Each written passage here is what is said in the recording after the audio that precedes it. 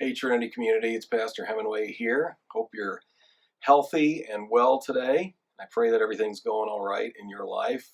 I'm here for another devotional time with you, so thanks for joining me.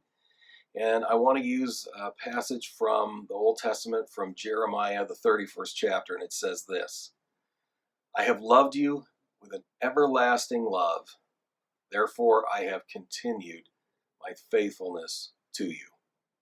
So as you can see today, I have a guitar with me, and I don't know if I've ever mentioned this to you guys before, but I really love music, and I love it as a way of expressing creativity as an art form. I think it's wonderful for that.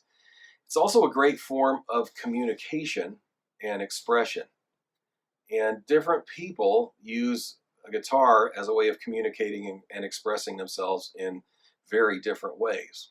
For example, a guy like Steve Vai, he uses multiple notes in a short space to communicate and express himself. A guy like David Gilmour from Pink Floyd, he can use one single note to communicate a whole host of things. He has that gift.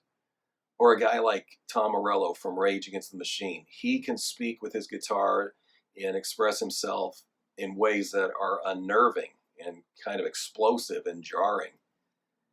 And there are many ways to communicate in other forms of music, not just the guitar, but in Africa, people communicate with drums. In South America, people use music as a form of expression and self-identity.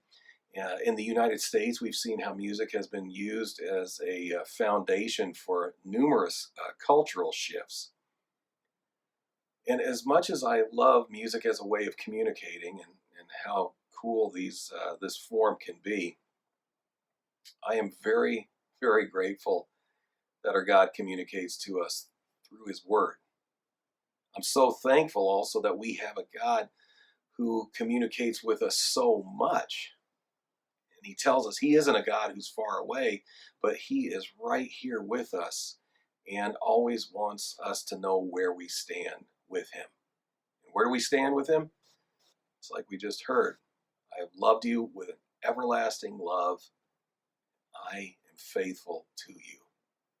He's telling us He's not going anywhere. He's in the long haul with us through whatever we're going through. And we can count on Him. And you want to know the greatest way He communicated anything to us, especially His love and what we mean to Him? It's through sending His Son, Jesus Christ, who did all things necessary so that we could conquer our sins, that through Him we could conquer death, and that through Him we could conquer the enemy. That's a pretty good way of communicating, isn't it? Pretty big message to send. It's like Romans 8 says, if God did not spare His own Son, but gave Him up for us all, won't He also give us everything we need? It's a great message to know during times like these, isn't it? What a blessing to know that in times of uncertainty, the God of everything is telling us for certain that He loves us and what we mean to Him. So that's who we are, the saved, forgiven, and loved children of God. That's what He said. If God said it, who are we to disagree? Let's just live in that. Let's go to Him in prayer. Lord, we thank You so much for the ways that You communicate Your love to us. We ask that You would please help us to live in that truth and not believe the lies of the enemy. Lord, bring us together during these times of uncertainty, and when it seems like we're far apart, we ask that You would unite us in a way that only You can. And we ask all this in the name of Your Son, Jesus Christ. Amen. All right, take care of yourselves, be safe, and look forward to seeing you soon. God bless.